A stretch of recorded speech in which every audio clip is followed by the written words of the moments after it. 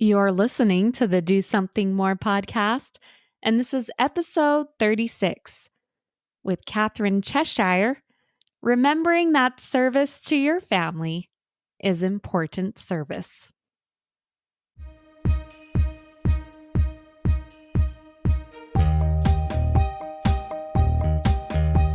Welcome to the Do Something More podcast, a service-oriented show where we highlight the helpers who inspire us all to do something more.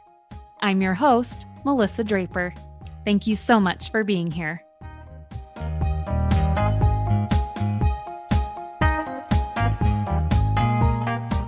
Welcome to another episode of the podcast. And today, I know I say this a lot that I'm super excited. Today, I'm especially excited because I asked one of my sister that's closest to me, to come on and do an episode. And we usually have 3-hour phone conversations, but today we just get to have one awesome podcast conversation. So today on the show with me is my sister, Catherine Cheshire. Catherine, welcome to the show. Thank you for having me.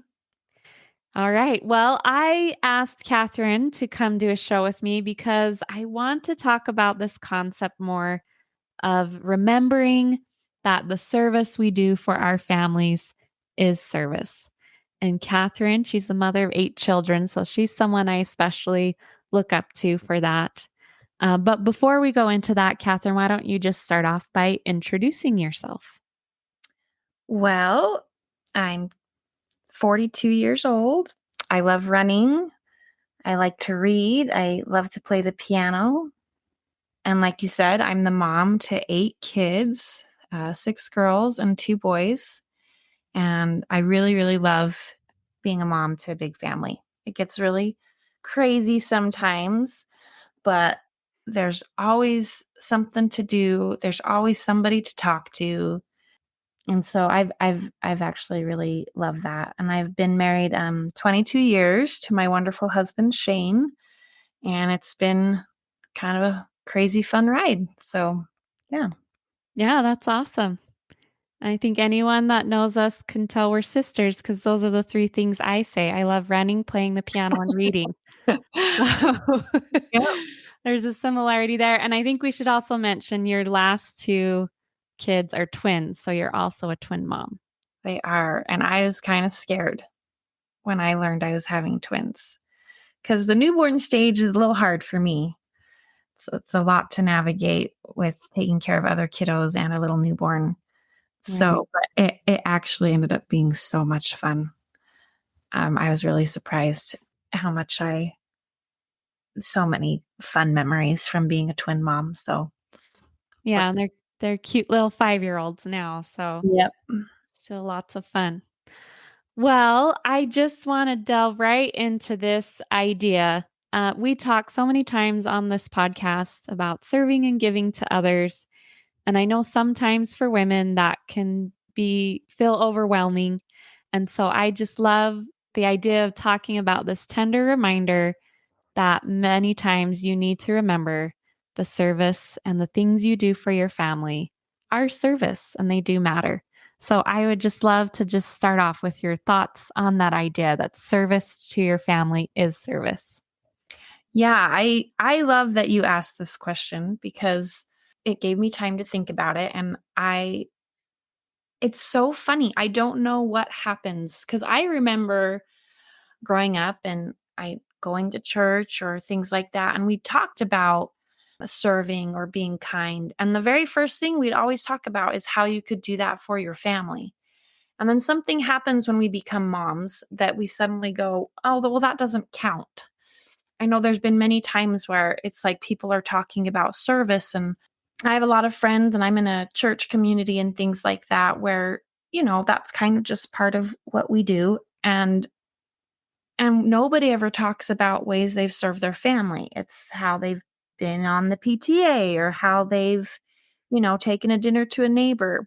It's just weird. We don't count it for some weird reason. We think we have to do something outside of our home to count service. And I've realized especially being a mom of 8, there are times and seasons in my life where there's not a lot I can do outside of my home. And serving your family absolutely counts in the most, I think, in one of the most beneficial ways, because if your family unit is good and happy and healthy, that has a ripple effect to the world. Like Right. when you send your kids off to school feeling good about who they are, then they have more room for kindness for others. And it just has this ripple effect that starts in the home and starts with how you love on and nurture those right there in that space. So another thing it made me think of is, kind of in a funny way, is it actually builds a lot of genuineness and trust within your family Mm, when they get some of the best parts of you. Because I think if we're running to run serve others, and families feeling neglected or unseen or kind of pushed to the side, you actually lose some trust or some genuineness with your kids. I don't know if that makes sense. right. Because it's Yeah. like, oh, mom will go do that for them, but I'm not feeling that here at home. And so again, I just think that has a huge effect on your relationship with your kids and with your spouse, that they get bits of those service parts of you too, that's just not given to others, but it's given to them as well, so that they see mom in all of her different capacities and know that they get some of those best parts of mom as well. I love that. That's a great concept. And it is a balancing act, right? I mean, we Yes. do want to contribute in different ways, or we do feel inspired to do different things in our communities or in different ways. But I love that idea that your family wants all of that too and Yeah. deserves all of that too. So, Yeah. yeah, that's great. So, I would just love to hear in your experience as you've been a mother now for a couple of decades. What are ways or experiences that you've had that have helped you keep that concept in mind of giving to your family? Because I know sometimes it can be tricky and sometimes it can, we can feel resentful or we can feel things are unnoticed. So, how are you able to kind of go back and to keep that idea in your head of giving of yourself to your family and of seeing the joy and the purpose behind it? Yeah, that's another really good question. One of the things I thought about was, kind of, I mentioned it earlier, remembering what season you're in, first of all. There are times and seasons for things. And there are times where you'll be able to do more service outside of the home. And then there will be times where everything will be focused on home. And that's okay. Like when I had really young kiddos and babies, you're tired. You're up nursing babies at night and you're taking care of littles. That is service. And I think it was actually through a conversation I had with you, Ooh. not to put the focus on you, but I actually remember a conversation we had at one time. And I used words like, well, I have to do this and I have to do that. And you were like, well, no, you don't have to do anything. You get to choose to do that. And realizing that getting up to take care of littles at night, I've just had 4 sick kids in our house. So I missed a lot of nights of good sleep because I was up over and over taking care of sick kiddos, Oh, yeah. or reading to your kids or fixing them a meal, or none of those are really have to do. You're choosing to do that.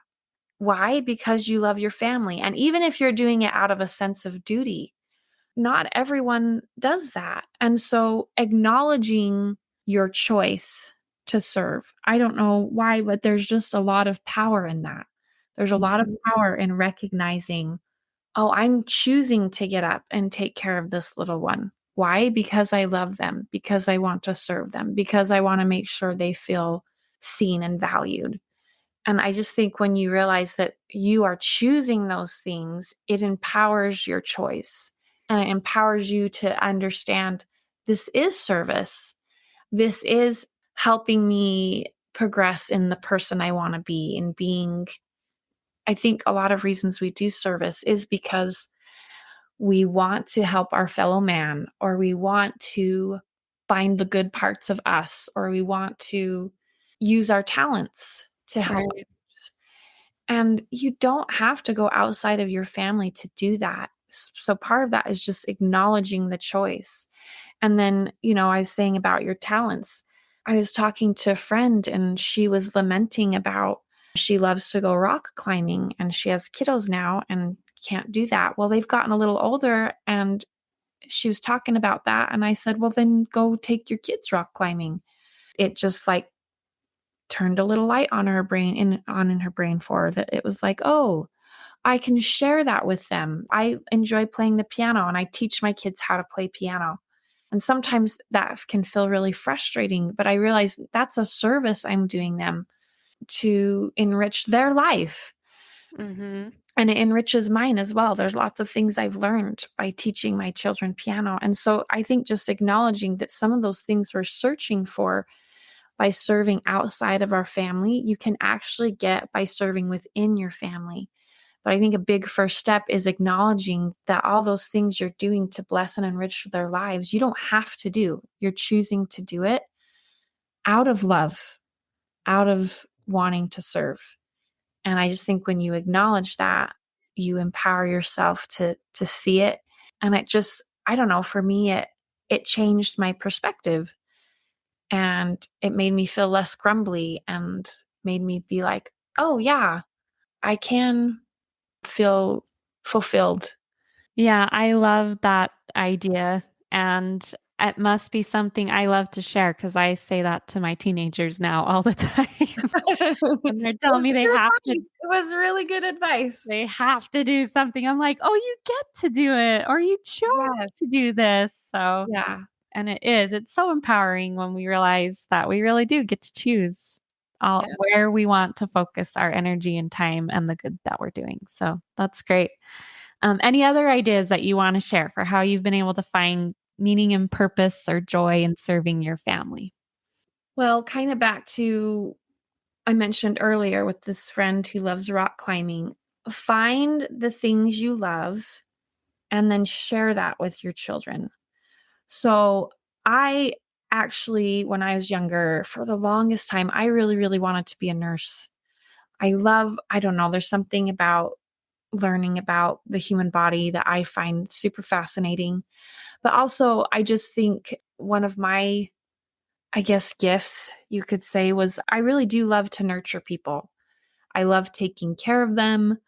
I feel like I remember when family members were sick, like I didn't mind being the runner to go and get them their juice or go and I don't know, I liked making sure people were taken care of. And I just thought, oh, nursing would be such a great fit for me. And for a long, long time, I ended up getting married young and had my first daughter just a year after we were married because I was married at 20. And so I didn't get to pursue that dream. And for a long, long time, honestly, even just recently, there was a part of me that was like, oh, I really wanted to do that. I really missed out on doing that. And what I've realized is I've gotten to actually do the things that I would have found fulfilling about that job all along. And it's just been within the last few years that I've really kind of tuned into that. So I'm a nurturer by nature and I've been able to use that with my children to just take care of them and see their little personalities and the differences in their personalities and see their growth and be excited about what kind of talents they have and how I could nurture their talents. Mhm. And it's been super, super fulfilling. And, or like I said, I love to play the piano and I've been able to teach them piano. Or one of my all time favorite things to do actually is to snuggle my kids and do read alouds with them because I Yeah. enjoy reading. And so I get to be a mom and serve them in the way that I enjoy and what makes me unique and what I enjoy. And I'm able to pass that down to them. And so I think a big way to find fulfillment in serving your family is to not look at it like, oh, I have to set aside this thing that I enjoy so that I can take care of and serve my family. No, look at it and go, okay, what do I do that I enjoy? And I can use that to serve my family. Like I know some women who are they're super organized, or like they love to throw parties. And so they've thrown really cute, really fun parties for their kids. That's Right. not my forte. I Me neither. I do parties, and I'm happy to do that for my kids because I know it makes them happy, but it's not particularly something I love to do. But other women do. Or there's times where I've served in church callings or some service things you can't do with your kids. But before, I think too often I was like, oh, well, I'm going to go do this service thing and I need to find a babysitter for them. Well, is it possible? Are they old enough? Is there a way you can help have them do it with you? Right? Can I Yeah. also, more than once, I've had a little in the car with me when I've gone to drop off a gift to someone or a dinner. And so it becomes something I get to do with them, not apart from them. Or I've had my girls, once they got older, I have a daughter who loves to bake. And so if I tell her, "Hey, can you help me? We have this funeral we agreed to bring some food to. Could you bake that cake for me?" I don't have to do it separate and apart from. It can be a part of it all. Is that making sense? Yeah, I love that. Finding ways that you feel fulfilled and saying, "Okay, how can I use that to serve my kids, Right. my husband?" So, Yeah. And I love that first idea of taking the things you enjoy and serving your family with those things. yep. I I've tried to do that myself. One thing I love exploring new places, and that doesn't always mean we have to travel or have a ton of money. Just checking out a new spot. I've schlepped my kids all over different places. And I love doing that even when they were super little to go discover and find new things or meet new people, and it's fun to do that and to let them see that side of you too. So, Yeah, I just think sometimes, which understandably so, I think, especially if you've got littles, I think so often we just are like, oh, I have to set aside that part of me. No, how can I incorporate that into momhood? right. you know, Yeah. and And you can mother, and that is very much a way to mother and serve your family. yeah. So, Well, and I talk about nurturing, but there's lots of ways to quote unquote nurture. I work at a preschool and I've interacted a little bit with some of the moms there. It's really cute to see different family dynamics. There's a mom there, she had an active little boy, so sometimes he had hard time sitting still in preschool. But I got to interact with her and see that's how their family bonded. That's how she served her family, as they were active together. They'd hike together and mountain bike together and swim together, and they're very adventurous. That, I think, that'd be my biggest tip. Look at what your talents are and what you enjoy and say, how can I use that to serve my family? there's no one that's better or less than. They're Nope. all Nope. beautiful and awesome to see. Yep. Just unique, and it'll be what makes your family unique and what makes your family bond.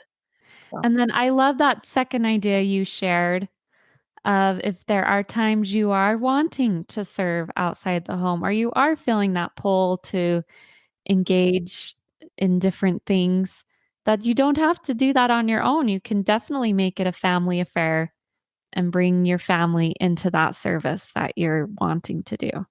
and that took me a little bit to learn. And so if I could go back to my younger self, I would also tell her that it's like, stop looking at it like you have to have these two separate things that you're doing. Is there a way you can do it together? Right. Yeah. So many ways that you can bring it together. Yeah. Well, any other specific ideas or fun things you've done that you want to share on ways that you've brought in that idea of serving your family? So this is something I personally need to get better at, but I think we often think about serving our children. I don't know that we always think about serving our spouse.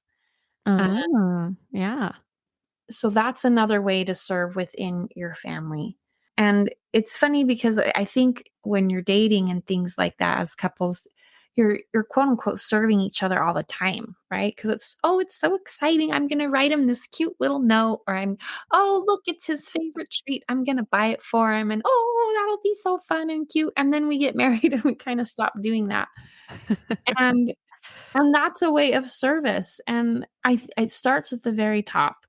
I think when your kids see you and your spouse serving each other without grumbling and having fun with it, and it has a trickle down effect on the whole family. One thing I've really appreciated about my husband, and I guess this kind of goes back to the earlier question of how one of the ways I guess I stayed not burnt out, right? As is you try to serve is have a conversation with your spouse on what it means for them to come home and recognize the service you're doing. Mm, Days where they're the only one that's going to see what you're doing. And when you have littles, they don't always understand and appreciate. And so them coming home and being like, oh, honey, that's so fantastic that you took the kids to the park today means a lot. But then making sure you're reciprocating that too, like noticing the things your spouse does and being truly appreciative of that. I think one big thing I learned as I was thinking about this is that gratitude and service, especially in a family, I think go hand in hand. mm, As as you as you can teach your kids or model for your kids gratitude for the things people do for you, I think then they model that, and then it makes people want to serve them more because they're appreciative, and then it helps a ton. So something my husband was always really good at is he was always so good at complimenting me and thanking me for the food I prepared. mm. And it's been so cute because my kids model that now too. Like they do that too. Like Matthew, my youngest, like I made dinner the other day and he was like, Mommy, thank you for making dinner. Cute. It's because they hear their dad do it. That's one thing he's always been really good about. We need to work maybe on appreciation for laundry a little bit. I think we still think there's a magical fairy that shows up with laundry in their closets. So that might be new one. Maybe I'll feel less grumpy about laundry if I get people being like, "Wow, mom, Thank you. my clothes."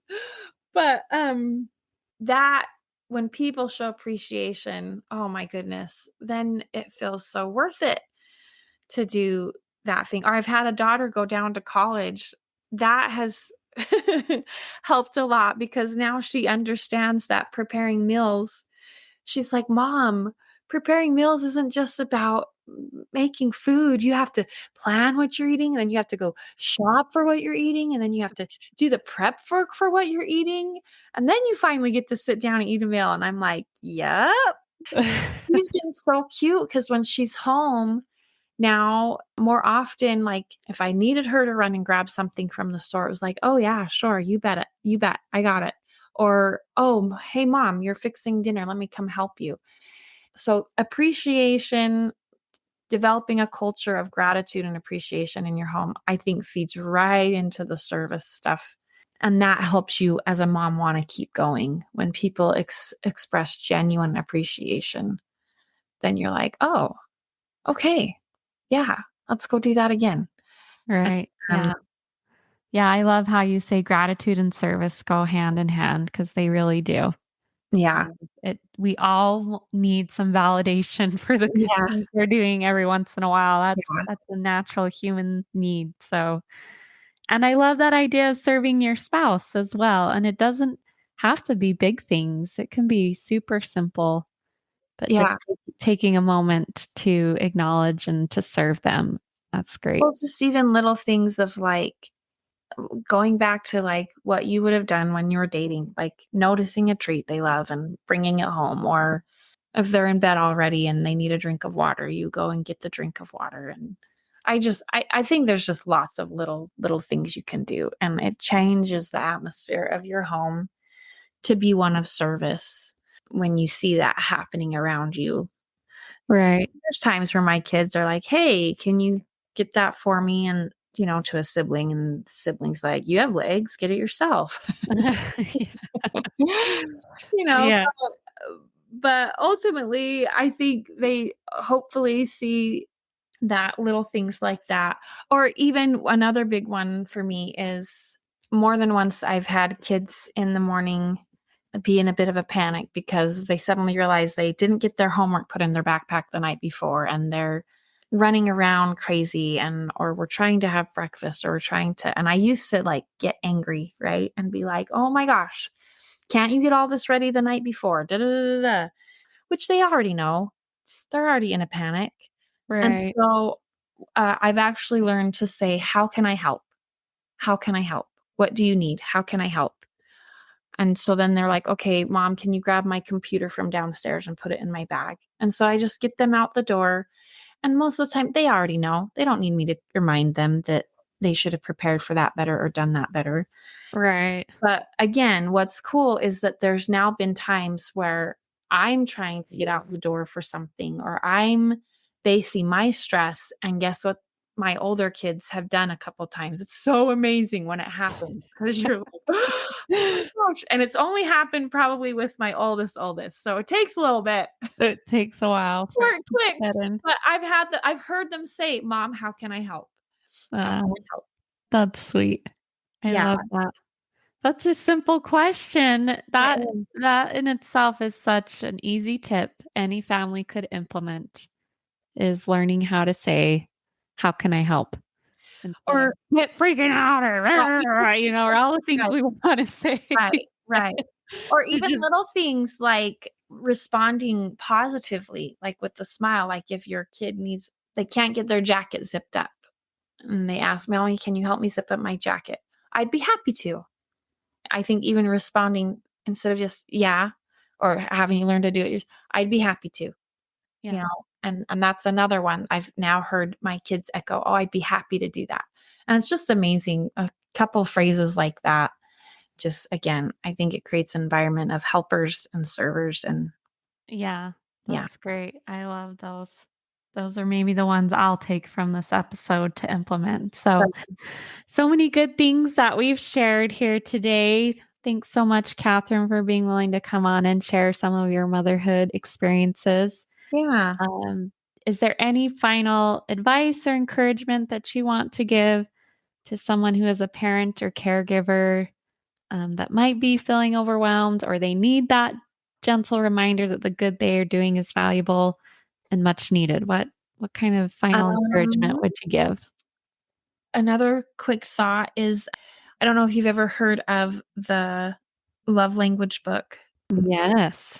That's another one is if you're having a child or a spouse feeling like they're not feeling seen or valued or heard, sometimes tuning into what their love language is and serving them in that love language. So, like, I have a daughter who's gifts, and she was up here from college, and I actually got her a little gift that I gave her. It was really small. It was only like $3, but that I gifted her. Or I have another daughter who's a snuggler. I actually am not by nature a snuggler. It's just not. I'm ready to get up and go and do other things, but I have a daughter who loves to snuggle. So, serving her by snuggling her, or let's see. So there's gifts, there's physical touch, there's service is in and of itself a love language. Love language. Yes, that is my husband's. His is acts of service. So Yeah. just learning how to be a helper. I think I have a son who that might because I call him my helper boy. So and I think that's his love language. Or Right. writing a note. I have a daughter who's words of affirmation, so she loves getting notes from me. Another one is time. I'm a time person, so that one comes a little easier to me wanting to spend time with my children, but learning to serve them in a way that they understand or that the way they can receive that love, that's been another big one that's helpful. But then Yeah, that's a the great. serving and being gentle to yourself, I think would be my last thought for those who are struggling. I think a big one is, do you talk to yourself in your head the way you would talk to others? And I know for me, usually that's a big no. I'm really hard on myself in my head. And so actually in a weird way, turning this around and being like, okay, how can you serve you a little bit? How can you be gentler on yourself? I think most of the time we're doing better than we think. So taking the time to look around and see what are you doing to serve and love your family, and remembering there's a season that if your focus is on just serving your family at this time, that is enough. That's enough. Right. Um, Learning to talk kindly and be kind to yourself. And again, I think that has a ripple effect. When I'm kinder to myself, I do find that I think I'm kinder to my family, because Right. I don't have this expectation for them to come in and fix or make up for where I'm being hard on myself, if that makes any sense. Right. So Yeah. so yeah, that's probably my final thought. Acknowledge the good you're doing and be your first cheerleader to say you're doing a good job. That's a good final thought to go on. And it's so true that oftentimes we just need to be kind to ourselves and see the good that we are doing. So, well, thank you so much, Catherine, for being willing to come on my podcast today and share some of your wisdom and experiences. Thanks for having me. That was my interview with my sister, Catherine, and our voices do sound a little similar. So maybe that was kind of an interesting experience to hear the two of us talking with each other recorded. But I love that opportunity to interview her. As I said at the beginning, I very much look up to my sister, to Catherine. She's got so many words of wisdom to share and lots of good experiences raising her family of 8 children, and all the service and love that she shows to them and to those around her as well. So I hope that you enjoyed hearing some of those good little nuggets of wisdom that were sprinkled all throughout that interview. I loved how she began sharing that our families deserve to get the best parts of us. And that is one of the reasons why we should count service to our family as service, is they deserve to see all those good, happy parts of us that are serving and helping and being around them. And then as we went through that interview, she shared lots of different messages and ideas and experiences. I loved there near the end the thoughts on gratitude, how gratitude and service in a family go hand in hand. And it really starts there in showing that appreciation for each other and the good things that we're trying to do for each other. And I also loved what she shared about remembering that service to your spouse is also service. And it can be so simple. It can be acknowledging the little comforts and things that mean something to them, or simply just expressing appreciation for the good things that they're doing for you or other members of the family. And those questions that she said at the end, those ways of responding, of instead of getting all grumpy with children when some of those situations arrive, just saying, how can I help? How can I help? And how she's seen her children take on that same phrase and that same attitude. So lots of good things in that interview. As I listened again to that interview to edit this episode, I thought of a quote that I have hanging up in my front room. And it's attributed to Mother Teresa. And I've tried to find that exact attribution. There's different versions of this quote. But basically, it says, if you want to bring happiness to the whole world, go home and love your family.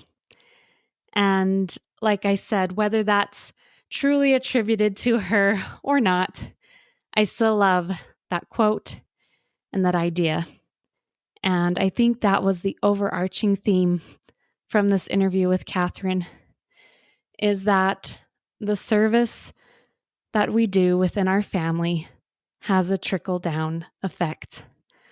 Whether it's serving our spouse and that trickling down to our children, or serving our children and that trickling down to the kindness that they put out into the world and to the things that they do for others, or whether that's just showing gratitude to each other and that trickling throughout the family, or whatever it might be. That was the overarching theme of this interview for me, is that serving our family has a great trickle down effect, and it really can have an impact for good, not only on the members of our family we're directly serving, but the kindness and the goodness that we all spread out into the world. So I was really grateful she came on. I wanted to do that subject, especially with the holidays coming up. I know many times we can feel stressed as family members or mothers or fathers trying to create a magical feeling or all the things that are on our calendar and plate, and the emphasis on doing good. And while we can do those things and they're wonderful things to do, I think it's important to remember that the good we're doing for our family matters and it makes a difference. If you want to show the podcast a little love, you can share this episode with a friend or a family member, since that's what we've been talking about, serving our families, or go ahead and leave a review on Apple Podcasts. Thank you so much for being here. I'll see you next time.